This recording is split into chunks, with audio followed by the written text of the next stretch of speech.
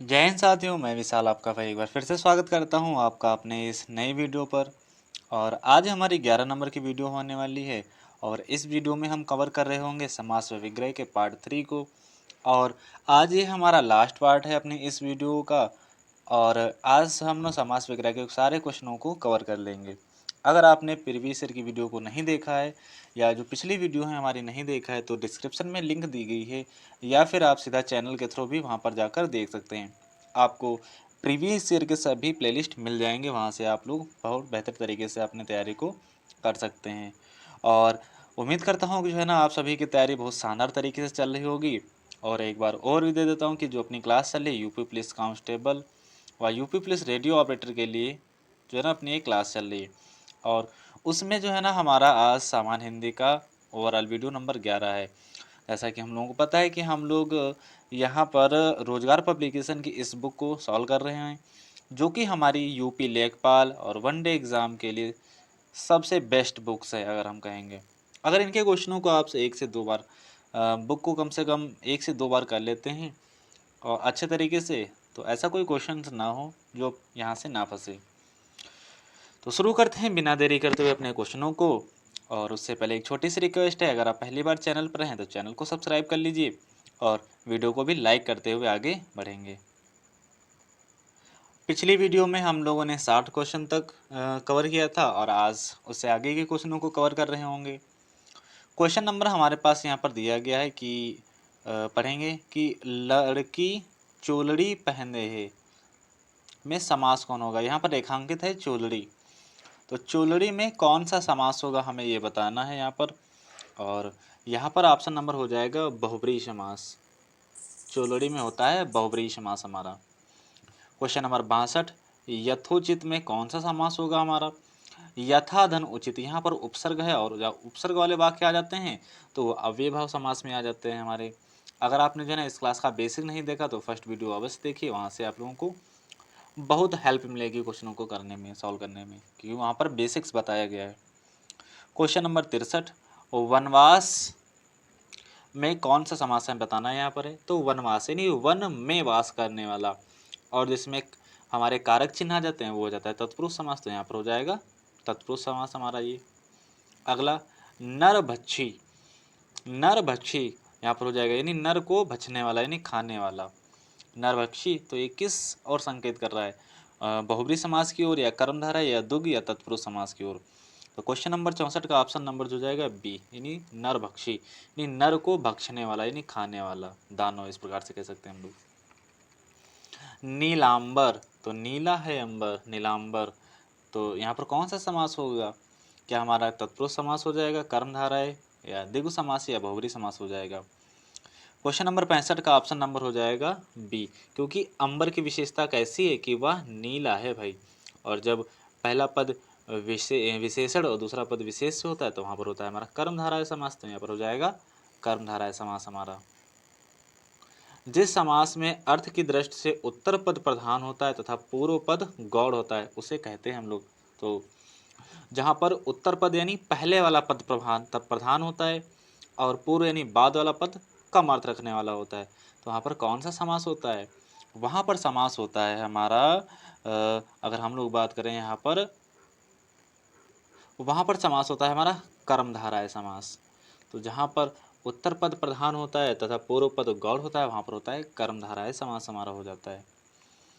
और आगे बढ़ते हैं हम लोग क्वेश्चन नंबर 67 की ओर। और क्वेश्चन नंबर 67 क्या बता रहा है कि सप्तऋषि में कौन सा समास होगा।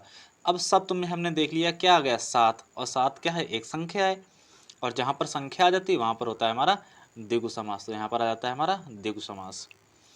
यथाशक्ति में कौन सा समास है, अब देखो इसको जब तोड़ेंगे तो टूटेगा यथा और शक्ति में ये टूटेगा अलग अलग, और जब उपसर्ग वाले वाक्य आ जाते हैं तो वो आ जाते हैं हमारा अव्ययी भाव समास के अंतर्गत आ जाते हैं। नीलोत्पलम में कौन सा समास होगा यहाँ पर हमें बताना है। और यहाँ पर उत्पलम की विशेषता क्या है कि वो नीला है भाई, तो यहाँ पर भी हो जाएगा हमारा कर्मधारय समास हो जाता है। धनुर्बाण में कौन यानी किस तरह का समास है। अच्छा देखो भाई, यहाँ पर दिया गया धनुष बाण, यानी धनुष भी आ गई और बाण भी आ गए, यानी दोनों हमारे अर्थ जो है ना बराबर, ना तो धनुष कम है और ना ही बाण कम है, यानी दोनों का समान अर्थ है, इसलिए यहाँ पर हो जाएगा द्वंद्व समास। धनंजय, धनंजय में समास है, द्वंद्व समास, बहुब्रीहि समास या कर्मधारय समास या अव्ययभाव समास। तो जो क्वेश्चन नंबर 71 है, 71 का आंसर हो जाएगा सी, बहुब्रीहि समास हमारा। धनंजय हम लोग इसको बोलते हैं, अर्जुन को बोलते हैं ना, तो ये धनंजय ने तीसरे पद की ओर संकेत कर रहा है, वहाँ पर हो जाएगा बहुब्रीहि समास। शोकाकुल में कौन सा समास होगा? तो शोकाकुल में समास हो जाता है हमारा तत्पुरुष समास, यानी शोक में कुल। अगला, मन माना में कौन सा समास है? यानी मन के द्वारा माना गया। मन माना क्या होता है? यानी मन के द्वारा माना गया। और जहाँ पर हमारे क्या आ जाते हैं, विसर्ग सॉरी विभक्ति चिन्ह आ जाते हैं, वहाँ पर हो जाता है हमारा तत्पुरुष, तो यहाँ पर हो जाएगा तत्पुरुष समास। और आगे के क्वेश्चनों को हम लोग करते हैं, क्वेश्चन नंबर 74 तक, यहाँ तक हो गए। अब कतर व्योम में समास होगा, तो यानी कतर और व्योम, क्वेश्चन नंबर 74 का ऑप्शन नंबर ए, यानी जहाँ पर योजक चिन्ह आ जाते हैं वहाँ पर हमारा द्वंद्व समास होता है। हानि लाभ में कौन सा समास होगा? यानी दोनों पद जो है ना बराबर का अर्थ रख रहे हैं, तो वो हो जाता है हमारा द्वंद्व समास हो जाता है, लेकिन यहाँ पर द्वंद्व समास दिया गया नहीं है, तो हो जाएगा इनमें से कोई नहीं। तो यहाँ पर जो ऑप्शन नंबर डी दिया गया वही अपने इस क्वेश्चन का राइट आंसर हो जाता है, क्वेश्चन नंबर 75 का। क्वेश्चन नंबर 76 हम बढ़ते हैं, और बोला है कि निम्न में तत्पुरुष समास का उदाहरण है। तो तत्पुरुष समास का उदाहरण होता है कि विभक्ति चिन्ह आने चाहिए। तो यहाँ पर दिया धनंजय, ये तो बहुब्रीहि समास है, अभी हमने पढ़ा था। आत्मनिर्भर, यहाँ पर आत्म जो है ना उपसर्ग लिखा है, तो यहाँ पर हो जाएगा हमारा ये आत्मनिर्भर की अगर हम लोग बात करें यहाँ पर, यानी आत्मनिर्भर यानी अपने पर निर्भर रहने वाला, वही तो होता है आत्मनिर्भर। और यहाँ पर हमारी पर विभक्ति आ गई ना, और जब पर विभक्ति आ गई तो विभक्ति आ जाती है, वो हो जाता है हमारा तत्पुरुष समास, तो यही हो जाएगा हमारा आत्मनिर्भर। जय और पराजय, जय यानी जीत, पराजय यानी हार, तो जब हार और जीत दोनों एक साथ हैं तो वहाँ पर हो जाएगा द्वंद्व समास। आगे, चंद्रशेखर में चंद्रशेखर शब्द में समास है। चंद्रशेखर यानी शेखर पर है चंद्रमा जिसके, चंद्रशेखर अर्थात चंद्रमा को धारण करने वाला है, इस प्रकार से भी कह सकते हैं। अब हमारे पास कर्मधारय समास, द्विगु समास, जब बहुब्रीहि समास तीनों आ जाते हैं, वहाँ पर हम लोग आंसर किस पर लगाते हैं? बहुब्रीहि समास के अंतर्गत। अच्छा, चंद्रशेखर कहते हैं किससे हम लोग हैं? भगवान शिव को कहते हैं, क्योंकि उन्हीं के सर पर जो है ना चंद्रमा है ना, तो शेखर बोलते हैं सिर, और चंद्र यानी चंद्रमा है जिसके, तो चंद्रमा को सिर पर किसने धारण किया? भगवान शिव ने। क्वेश्चन नंबर 78 का ऑप्शन नंबर हो जाता है हमारे पास सी, तो क्वेश्चन नंबर 78 का ऑप्शन नंबर सी हो जाता है। क्वेश्चन नंबर 79, लंबोदर, लंबा है उदर जिसका, अर्थात बहुब्रीहि समास, यानी हो जाएगा भगवान गणेश की ओर इशारा कर रहा है, यानी तीसरे पद की ओर इशारा कर रहा है। क्वेश्चन नंबर 80, द्विगु समास नहीं है, और द्विगु समास का मतलब होता है यानी संख्यावाची पद। अब किसमें संख्यावाची पद नहीं है? तो त्रिभुवन, यानी यहाँ पर त्रि आ गया हमारा, चौराहा में 4 आ गया, तिरंगा में 3 आ गया, दशानन, दशानन तो हमारा बहुब्रीहि समास का उदाहरण था ना, कैसा उदाहरण था? बहुब्रीहि समास का उदाहरण था। और लेकिन यहाँ पर जो दशानन दिया गया है ना, वो भी हमारा द्विगु समास के अंतर्गत आ जाता है, लेकिन फिर यहाँ पर कौन सा ऐसा ऑप्शन है जो नहीं दिया गया? तो हमें यहाँ पर एक दिख रहा है वर्ड, बड़े ध्यान से दिख रहा है, त्रिभुवन, यहाँ पर दिख रहा है त्रिभुवन, तो त्रिभुवन में जो है ना हमारा द्विगु समास नहीं है, इसको याद रखना है हमें। और ऐसे ही प्रश्न देकर परीक्षा में हम लोगों को बेवकूफ़ बनाता है, और यहाँ पर सभी लोग आकर फंस जाते हैं। तो याद रखिएगा इसको कि द्विगु समास यानी त्रिभुवन में जो होता है द्विगु समास नहीं होता है। अनायास में समास होगा, तो क्वेश्चन नंबर 81 का जो ऑप्शन नंबर बी है ना, निया समास, तो जहाँ पर असमर्थता का बोध होता है वहाँ पर हो जाता है हमारा निया समास हो जाता है। समास का शाब्दिक अर्थ होता है, तो समास का शाब्दिक अर्थ होता है यानी संक्षेप, समास का शाब्दिक अर्थ होता है संक्षेप, यानी कोई बात छोटे में कही जाए हमारे, उसे तो कहते हैं संक्षेप। आगे, यानी बड़ी बात को छोटी कहना।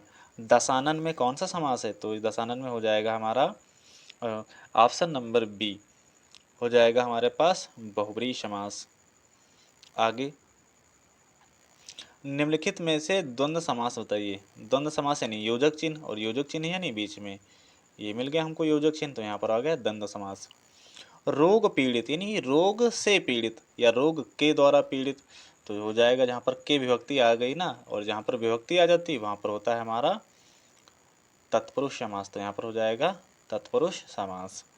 क्वेश्चन नंबर 85 का ऑप्शन नंबर डी हो जाता है। त्रिवेणी में कौन सा समास होगा? अब देखो यहाँ पर त्रिवेणी, त्रि आ गया ना, त्रि यानी एक संख्या को दर्शा रहा है, और जब संख्या को दर्शाता है तो वहाँ पर हो जाता है हमारे पास द्विगु समास। तो क्वेश्चन नंबर 86 का ऑप्शन नंबर। लेकिन एक बात हमें यहाँ पर गौर करनी है कि यहाँ पर हमें त्रिभुवन दिख तो गया, त्रिवेणी सॉरी, और त्रिवेणी में जल्दबाजी में हमने द्विगु समास लगा लिया, और जैसे ही हमने त्रिवेणी में द्विगु समास लगाया वहीं पर हमारा हो गया क्वेश्चन ये गलत, क्योंकि ये आयोग द्वारा ट्रिपल सी राजस्व लेखपाल परीक्षा में पूछा गया प्रश्न है, और इसका जो सही उत्तर माना है वो हमारा ऑप्शन नंबर बी, जो बहुब्री समास है उसे ही इसको माना गया है, तो हम भी उसी को मानकर चलेंगे, तो यहाँ पर हो जाएगा बहुब्री समास हो जाएगा।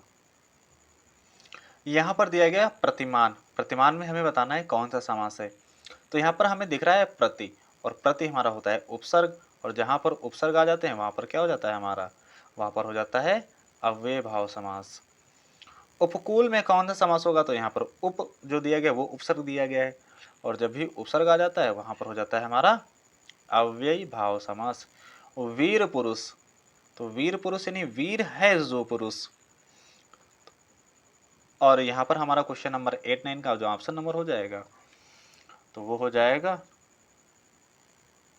बी वाला तत्पुरुष समास। तो वीर पुरुष में तत्पुरुष समास है।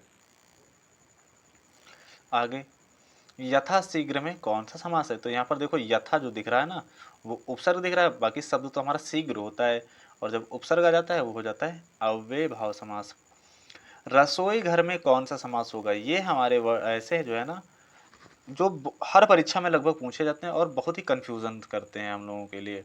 तो रसोई घर में कौन सा समास होगा हमें याद रखना है, वहाँ पर होता है तत्पुरुष समास, रसोई का घर, ठीक है।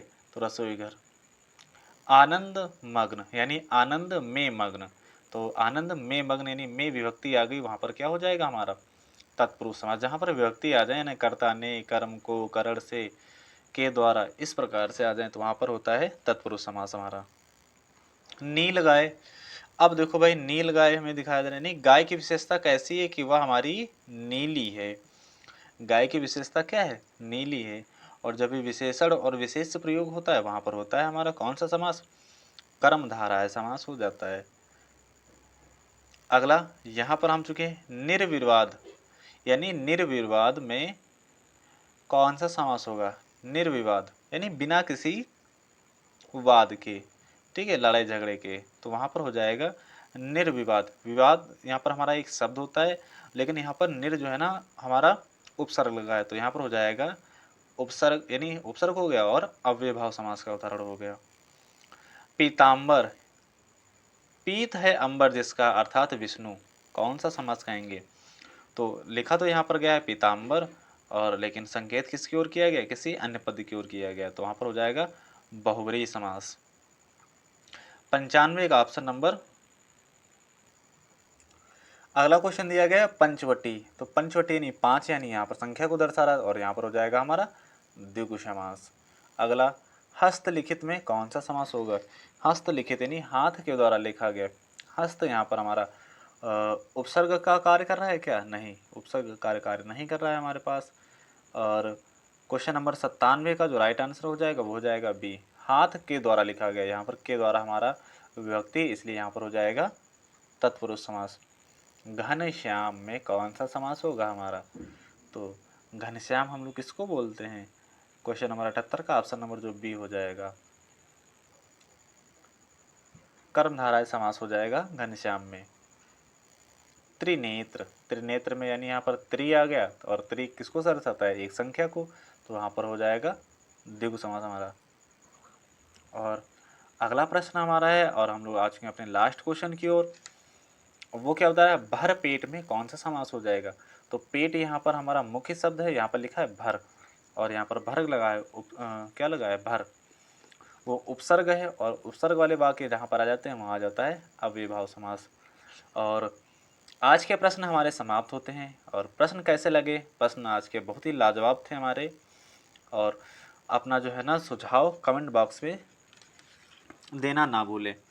और कितना रहा आपका स्कोर और उसे भी जो है ना कमेंट बॉक्स में साझा करना ना भूलें। और वाकई आपको लग रहा हो कि प्रश्न बहुत ही जानदार शानदार हैं, और अगर आपने अभी तक हमारे यूट्यूब चैनल को सब्सक्राइब नहीं किया तो यूट्यूब चैनल को सब्सक्राइब कर लीजिए। और जो है ना क्लास की एसटी PDF प्राप्त करने के लिए हमारे टेलीग्राम चैनल को भी ज्वाइन कर लीजिए। और आज जो है ना हमने द एंड हो गया हमारा समास का, और कल से हम जो है हम लोग संज्ञा के क्वेश्चनों को करने वाले हैं, लिंग वचन काल कारक। और जो है ना आप अपनी तैयारी को बेहतर तरीके से कर रहे होंगे। तो मिलते हैं अगली वीडियो में, तब तक के लिए बाय बाय, जय हिंद।